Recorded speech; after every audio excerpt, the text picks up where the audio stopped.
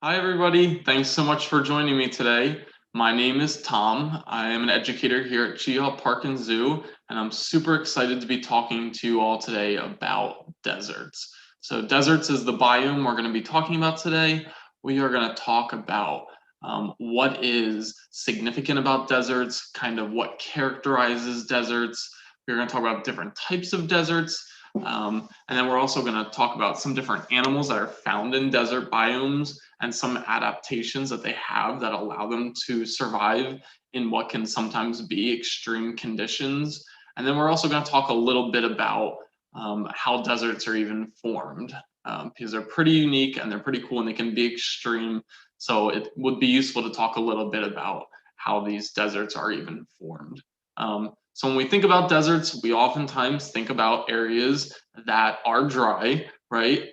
So they can receive little rainfall throughout the year, and that is a common characteristic of deserts. So in general, they are going to receive no more than around 20 inches of rainfall throughout the year. And sometimes they can receive no rainfall at all during a year. And so we're going to talk about one desert in particular a little bit later that is pretty extreme. It sometimes does not receive any rainfall. It's considered hyper arid, meaning it really is a dry environment. But then we'll talk about deserts that range in how much rainfall they receive. Okay, so they're dry, and we also think about them being hot, right? So a lot of deserts have temperatures that remain pretty warm throughout the year, but that's also going to fall on a spectrum, and we're also going to talk about some pretty cold conditions in deserts and even an animal that hibernates in a type of desert. So lots of really cool things to cover. But in general, right, when we think about deserts, we think about the lack of precipitation or rainfall and some extreme temperatures. And so when we think about deserts, I most often think about things like a hot and dry desert. So there are actually, though, four different types of deserts that we are going to talk about today. And that can be our hot and dry desert, or otherwise known as an arid desert. There can be a semi-arid desert, which does not get as hot or will not remain as hot as our arid desert. So we have those two. We have our coastal deserts, and then finally we have our cold deserts. So I mentioned we were going to talk about some pretty extreme conditions on the opposite end of the spectrum. So we will also talk about those cold environments. And so to get started, I'm going to go ahead and share my screen with you all so I can show you some cool things.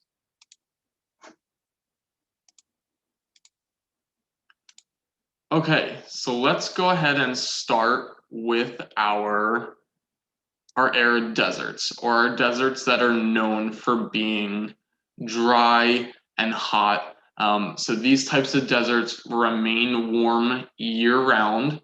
So that's a big distinction for this type of desert.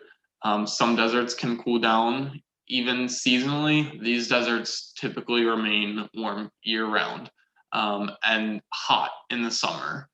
And so another big thing too is I said we were going to talk about a range of precipitation patterns or levels. So these deserts typically receive about 1.5 centimeters of rain throughout the year, if any at all. So that is pretty extreme. And so what we're going to talk about is how a lot of plants and animals have to have adaptations that allow them to tolerate warm temperatures and pretty extreme, a pretty extreme lack of rainfall or water availability. So like I said, hot throughout the year, lack of precipitation, and when precipitation does occur, it's likely going to be in the winter months when things get a bit cooler, and that's when that little bit of rainfall can be provided. So this is a picture here of the Mojave Desert. It's a pretty popular one. It is found in the United States in California and Nevada, but there are also other really famous what we consider arid deserts, or these really hot deserts, such as the Sahara in Africa. We're not going to talk about that one. We're going to talk about this one. But let's talk about some of the adaptations that would be needed to survive in a hot, arid desert like this one. So first, a lot of our plants are going to look like this. This probably looks familiar to mostly everybody. So this is a type of cactus. This one is known as the prickly pear. It's one of my favorites. I love them. But this picture does a good job at showing characteristics that are common for a lot of our vegetation or plants that are going to be found in these types of environments. So the first thing you're going to see is the spines. We always think about spines when we think about cacti, right? Or cactuses. So what those are actually modified leaves. Now, what's unique to the prickly pears is you can see that there are clusters of spines of up to 6. So plants, different cactuses will have different numbers or arrangements of spines, but spines are pretty common to cactuses and pretty cool. And so, does anybody have any ideas what those spines would be useful for? It's actually to protect the plant from animals that want to eat them. So plants in general in these types of environments are really important, not just as a food source, but a lot of animals are also going to want to eat plants as a big source of water. So not only when animals are eating plants in these types of environments are they getting the energy that they need and the nutrients they need as a food source, but they're also hydrating themselves. So they're going to be a big target out in these environments. And so they need to have a way to protect themselves. So those spines are modified leaves that are going to be used to protect them, which is kind of wild to think about that those little spines right there are the leaves of the plant, but that's what they are. And so we have a couple animals, just to provide examples in our collection, even at Cheehaw Park and Zoo. So one that we have is an African pancake tortoise. So that's the type of animal that when they are roaming around, they like to be in an environment where there's vegetation present because they are found in a bit of a dry environment, not necessarily a desert, but they are found in like scrubland type habitats that are a bit drier, savanna-like habitats. And they do, when they are feeding, they are relying on that vegetation as a source of water. So pretty cool to think about, and that's why these plants need to have modifications or adaptations to protect themselves.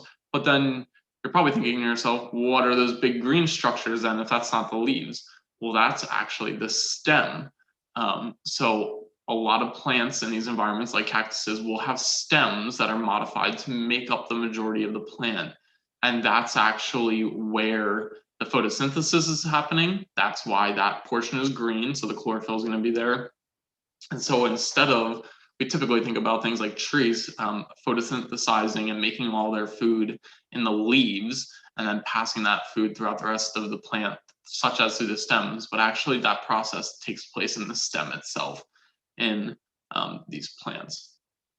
So something else that's really cool is that a lot of plants in these desert environments are also going to be coated in a cuticle, which is like a thick, waxy layer. And that's going to be really important in maintaining moisture or retaining water within the plant. So they don't want to lose water, which is something that commonly happens in plants. So when they are, when they're photosynthesizing and they're making food, they are also using water as a way to transport nutrients from, the leaves down to the rest of the plant, and then they'll also transport water from the roots up to the leaves and constantly are losing water through transpiration. But plants in these environments don't have a lot of water available to them, right? So they need to do as much as they can to retain that water. So having that waxy coating or that cuticle is really important in water retention. And then actually what's really cool too is a lot of plants will actually even control or limit how much they photosynthesize. So they plants will lose water through little holes or openings in their leaves or stems in this case, called stomata. And so they can actually, in these environments, close their stomata during the day when it's the hottest and when they would be most exposed to transpiration or evaporation of water from the leaves. And they don't want that to happen. So they will choose to close those little holes, those little openings, and put a halt on photosynthesis. They'll stop photosynthesis during the hottest parts of the days. And that's another great way that they can retain moisture and be able to survive in these environments. There will be other plants that I'll show you, but in general, those are a lot of strategies in these types of environments that are used by plants to be able to retain moisture and survive, which is really cool that they've learned how to do that. So this is the prickly pear. But then animals also need to have ways to survive in these environments, right? So they are limited to the same kind of lack of water as those plants. And this is one example in one of those arid or dry desert regions known as the kangaroo rat. So when looking at it, you would think it's a rat, especially given the name, but it's neither a rat or a mouse. It is actually more similarly related to a gopher, which kind of funny. I didn't even mean to do this, but this is also a gopher tortoise that I have pictured here. So I'll talk about that one in a little bit. But this animal, this kangaroo rat, is very specialized to survive in this kind of environment. And so one thing I want to draw your attention to right off the bat is that picture in the top right-hand corner where the rat looks like it's coming out of a tunnel. And that's a very common strategy for animals found in these desert environments. So a lot of animals are going to be nocturnal and they're going to go into burrows during the day. So they want to avoid, just like those plants that are closing the stomata during the hottest parts of the day to avoid losing any water or the extreme conditions. Most animals are going to go into the ground in these really hot desert regions, or at least find shade or shelter somehow, and go down into burrows so that they can avoid the most hot parts of the day. And that's going to be really important for things like water retention. So this kangaroo rat will do that, but then they have a lot of other really cool adaptations that allow them to survive. So the first is they also need water. All animals need water to survive. And so they actually don't get their water from water sources directly because there's really not a whole lot, right? I talked about on average, there's only about 1.5 centimeters of rainfall per year in these environments. So they get their water from plants, which is why I was kind of saying that, plants like that prickly pear are going to have protection mechanisms because animals like this are going to want to eat them. But these kangaroo rats won't eat things like cactuses. They'll actually try to find seeds or things like that. And what they'll do is they'll take those seeds and kind of like when we think about a squirrel, they will tuck them into their cheeks and they will bring those back to the burrows that they live in. And what they'll do is they'll bring them kind of deep down into the burrow and they'll let those seeds sit and try to metabolize or collect water. And then they'll eat the seeds once they've collected a bunch of water or absorbed a bunch of water. And this process is very effective, actually. They can get a lot of water out of these seeds once they've let them sit for a while. And that's a really good source of water for them. So that's kind of a cool thing that they've learned how to do.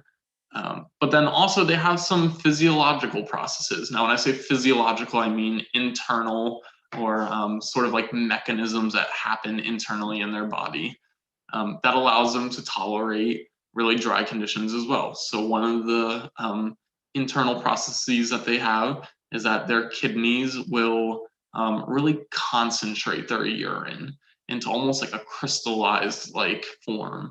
And so this reduces how much they need to urinate and how much water they're going to lose during urination. So kind of cool too. And then also just these animals are in a relatively exposed environment. So not all adaptations have to be related to water retention, right? They also still need to protect themselves, especially in an environment where there's not a lot of vegetation for them to hide in. So these can be relatively open environments. And so what's really wild to me is that these kangaroo rats, this is where their name does become a little bit more appropriate, can actually jump up to 9 feet. in a single hop to avoid predators and to get away. So they are really good at getting away from predators, and that can be things like owls and snakes in these environments. So that's going to be really important for them. Oh, and then what else I wanted to mention about these kangaroo rats is, if you look on the picture to the left, relative to the size of their head, their eyes are pretty large. And so that's going to be really important for them for going out and trying to find food at night, right? Because I mentioned that a lot of these animals are going to be nocturnal. They're going to want to go out at night and try to find their food. So these kangaroo rats will travel at night to find their seeds and bring them back to their burrow. So having those large eyes is going to be useful and effective for looking for food and doing their foraging at night. So this is just one example of an animal. They're not all mammals that are found out in these desert regions, but they are going to tend to be smaller. So we'll have other things such as spiders or arachnids, invertebrates can be found out there, some reptiles. But again, these are all animals that fall on the smaller end of the spectrum, right? So there's really not a lot of larger animals that can tolerate these lack of water conditions, and so a lot of animals are going to fall on the smaller end of the spectrum. And so I put the gopher tortoise in here because this is an example of an animal that, although it's not found in a true desert region, it's a little bit closer to home for us in Georgia here, right? I'm in Florida, and so that's the gopher tortoise. And they kind of fall appropriately in this conversation because they are an animal that is known for digging really deep burrows, which I was just saying is where a lot of animals in these dry, arid deserts will go. And for similar reasons. So these gopher tortoises are known for digging burrows, really extensive burrow systems for going into the ground and avoiding harsh conditions. So they will go into these burrows when it's really hot. They will go into these burrows when it's really cold so that they can stay warm, to get some more moisture. So there can be more moisture availability in burrows for gopher tortoises. And so I just thought, if anybody had heard of gopher tortoises before, this is kind of a cool way to relate back to an animal that has a similar strategy of survival or adaptation to their environment. That's a little bit closer to home. Okay, and then, sorry, I had to see this animal, so did all of you. So this isn't my favorite. I'm not a huge fan of arachnids, but this is a camel spider. They are a type of arachnid, and they are found in desert regions, like these dry, arid ones, throughout the world. And so they are pretty good as well at being found in desert regions. These spiders are really cool. They have some cool adaptations. So similar to our kangaroo rat, they are going to go out at night. They are going to hide in burrows during the day. But what's a little bit different from some animals in desert regions is that they have a really high metabolism. So some animals may want to do the opposite. They may want to have a lower metabolism, so they're not burning as much energy because there's not as much food available. But these spiders are known for going out at night and just running around for hours at a time. And they are on the prowl for food.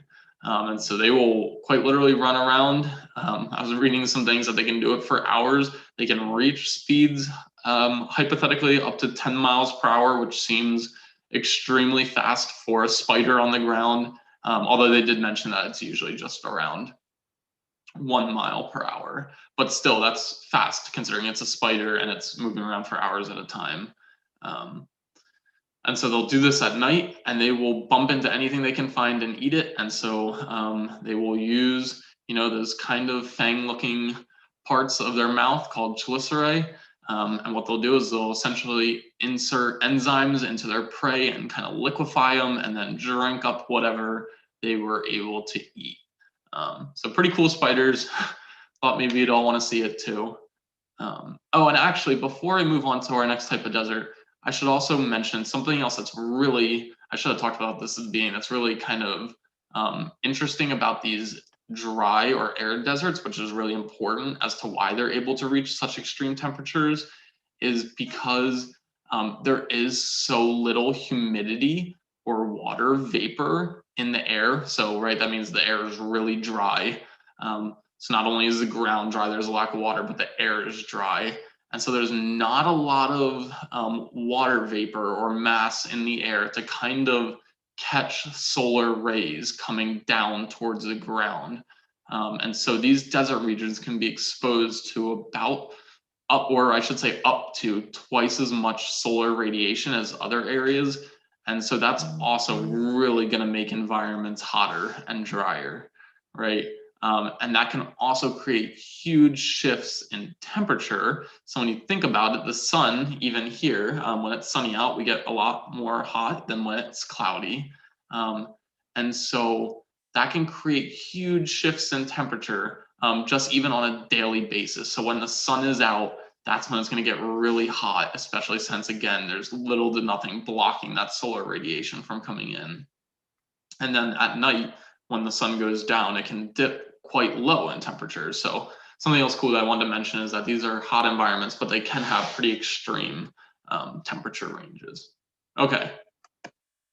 So moving on to our second type of desert, we also have a semi-arid desert. So this is a sagebrush desert found in Utah.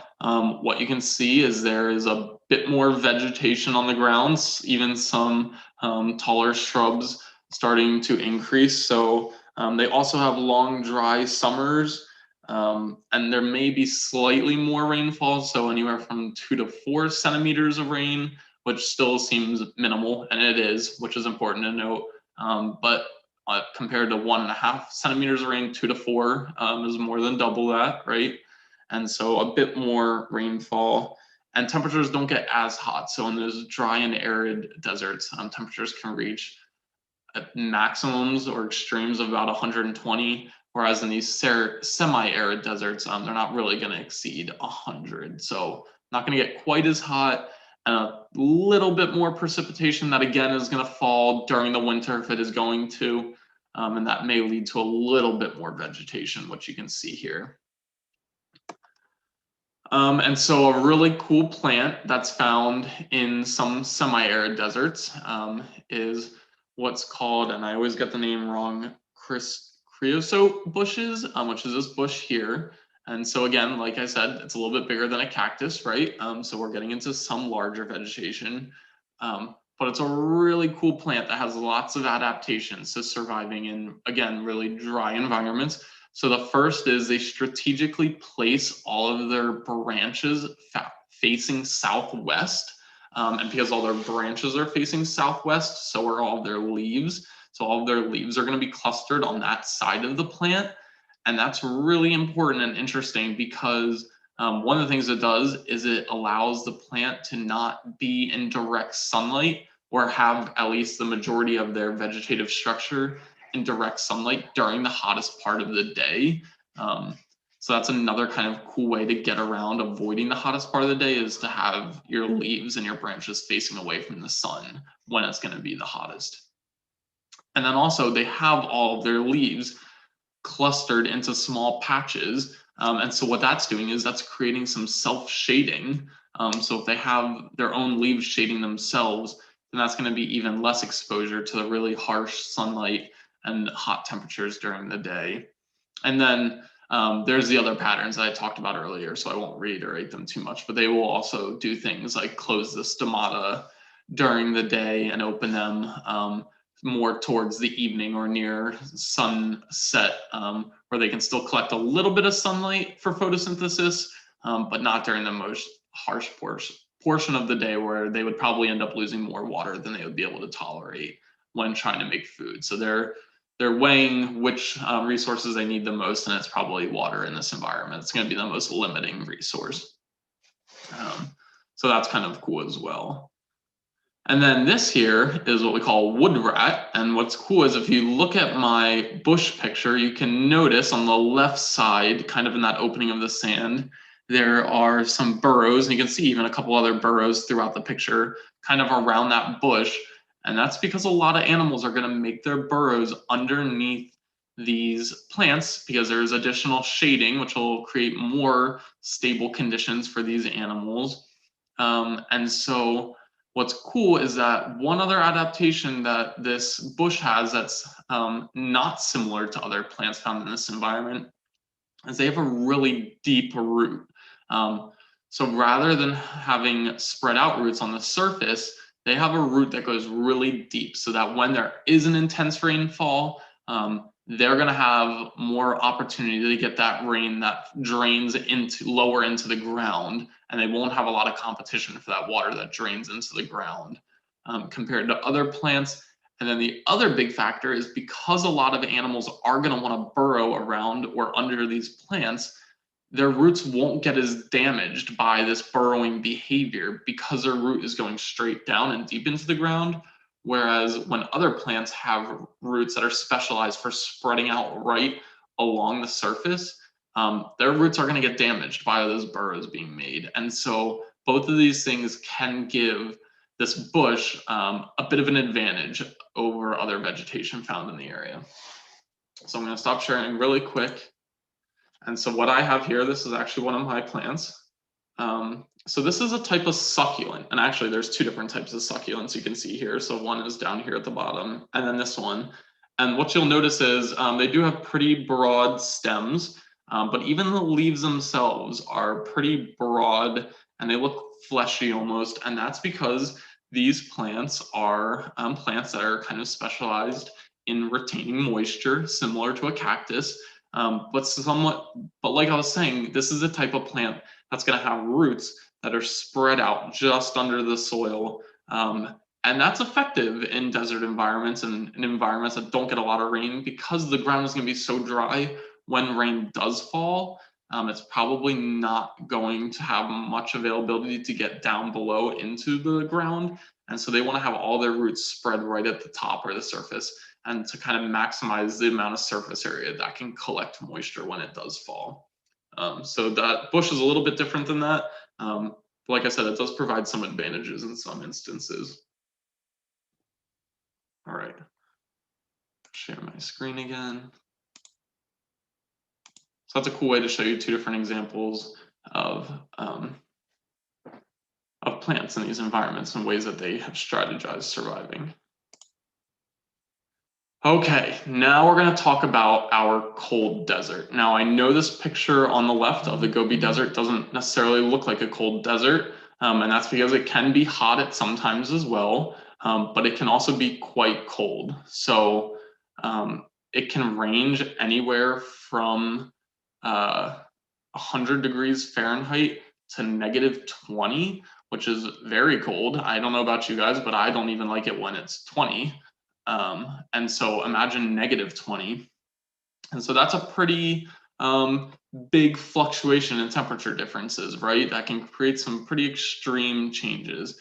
And so this Gobi Desert can have a lot of changes. This is found in Asia, Central to Eastern Asia, in kind of a mountainous environment. And one animal that can be found there is this Bactrian camel. So this is a very endangered species. There's only, I think around 400 left in the wild, so not many, and they are facing lots of threats, but they are specialized for these environments, so they're pretty cool. We actually have two at Cheehaw Park and Zoo named Audrey and Bogart. I wish I could be with them right now to show you some live examples of these Bactrian camels, but this picture does a pretty good job at showing some of their characteristics. So the notable one, or one that people often focus on when thinking about camels, is the humps. So they do have two humps on their back as compared to only one with the other camel species. And people oftentimes think that these are retaining water because they're found in deserts and water is not too available. But that's actually areas where fat is stored. And so they need to store fat so that they have nutrients that they can keep with them in case they go through long periods of time without finding food sources or water. And so if they need to tap into those energy reserves, they have it available right there on their back. So it's actually not water, it's fat that they are storing. But other things that I want you to see are that their feet there, you can tell, are kind of flat and broad. And so that's really important for increasing surface area on their feet, so that when they are walking through the snow, when it gets into the -20s, or the sand when it's really hot, either way, they're not going to be sinking into it as much, which is important because they can travel up to 30 miles in a day, which is going to be important for them finding food and water. And then what's really cool is when they finally travel that far and find water, they can drink up to 35 gallons of water in a single helping, which is pretty incredible as well. But again, when they find it, they want to capitalize on it, right, and get as much of it as they can, which is really important. And then lastly, they have some just other really cool adaptations, physical adaptations, such as they have really long eyelashes and 2 layers, as well as some pretty bushy eyebrows and a 3rd eyelid. And all of those are going to be really important for kind of being windshield wipers, for dusting off or getting sand out of their eyes, or for even initially blocking sand or snow and ice from blowing into their eyes. So when they're traveling through these harsh environments, if you think about it, they can't put on things like ski goggles like we can. So they're going to want to do things that allow them to block those harsh elements from coming into their eyes. And they can even close their nostrils because they don't want a lot of sand going in their nose either. So pretty cool, but pretty funny. But really cool animals that are really good at surviving these conditions. And then there's also the Gobi Bear, which is also a very endangered species that is found in the Gobi Desert, and they are found in really restricted areas. So they're found in 3 what we call oases, which are really important habitat types for these bears. And what's really important about those only 3 areas where they can be found is that springs are found there, which are natural sources of water.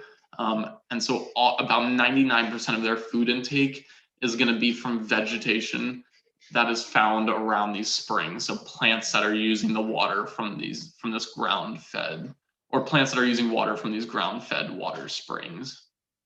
And so similar to other bears, they will go through a pretty intense feeding period in the fall, where they will try to increase their energy intake or increase their fat storage as much as they can before hibernating. Because again, right there in the Gobi Desert, it can get pretty cold. But both these examples are pretty interesting because I was mentioning earlier that really only smaller animals are found in desert environments, but these are both pretty big animals that have become pretty successful at tolerating conditions in deserts. So I wanted to provide those examples. They're pretty cool. Okay, and then lastly, our last type of desert is this coastal desert. And so this is the Atacama Desert found in Chile. It's a really, really unique desert in that it's one of the driest and one of the largest that exists. And this is where I want to talk a little bit more, not necessarily about the conditions, but how deserts can be formed, and provide an example of how deserts can be formed.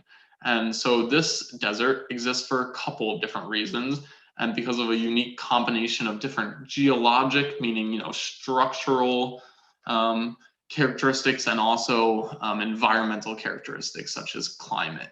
And so by geologic, I mean I'm referring to things like mountain ranges. So what you'll see on the picture behind that desert, so you can see the desert ground, it's pretty wide open. There's no vegetation here. So because I said it's one of the driest, there's actually very little water available, and it does not support barely any plant or animal life. And what you'll see behind it is the Andes mountain range. And so that's really important because we have something called the rain shadow effect. And so what that is it's this process where winds will advance towards a mountain range, such as the Andes. And as that wind and air starts to rise to go over the mountain range, warm air will start to cool down and condense into clouds, and then to the point where the water or the water vapor in the air is going to get so condensed, it's going to turn into rain, and it's all going to fall before it can get over the mountain range. So only one side of the mountains is going to receive all that rain, because it's going to dump all the rain as it's moving up and trying to get over the mountains. And so if all of the rain is falling on one side of the mountains, there's not going to be any left for the other side of the mountains, and it's going to leave it very dry. And so again, we call that the rain shadow effect, and that's one thing that can really contribute towards leaving the other half or area on the other side of a mountain range pretty dry and leading to desert-like conditions, right? Because one of our main characteristics is the lack of rainfall and therefore water availability. So that's one process that can really contribute to a lack of rainfall or water availability for an area. And then the second is, in this particular instance, what's kind of interesting is that in the Pacific, on the other side of the mountain, so they're losing water from one side, and then from the other side, in that Pacific Ocean, there's some what we call upwelling happening. And what that's doing is it's bringing water from the bottom of the ocean, where it's going to be much colder, up. It's upwelling. And because that really cold water is coming towards the surface, there's going to be a lack of evaporation happening, which means there's going to be less water moving from the ocean into the air. And that's another way that clouds can form. So essentially, they're losing clouds from one side because it's all going to drop all of its rain and lose its cloud structure after going over the mountains. And on the other side, there's not clouds forming because there's a lack of evaporation happening from the ocean, because there's a lot of really cold water rising to the top, and there's going to be more evaporation in warmer temperatures and in warmer circumstances. So between both of those processes, we get a pretty dry area that looks like this Atacama Desert, which has been really dry for a long time. And so I hope that gives you a little bit of an understanding as to one way in which water can become limiting, or why there wouldn't be any rainfall in some areas, and how that can lead to some really dry environments.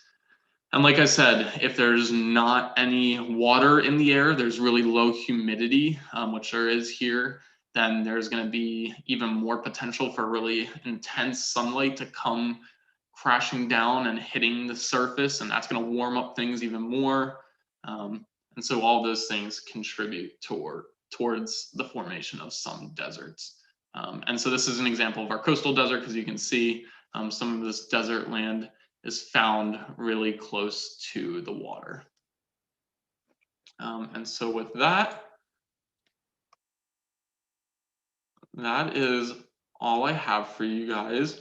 I hope you all learned something. Let me see if there's any questions. Okay, so I don't see any questions. So I hope you all learned something and found this cool, found some of the animals that are found in these environments and plants, and the ways in which they survive. I hope that was awesome, something maybe new to you guys and you learned something cool. And thanks so much for joining me, and I hope you join us again in the future, okay? All right, take care, everybody.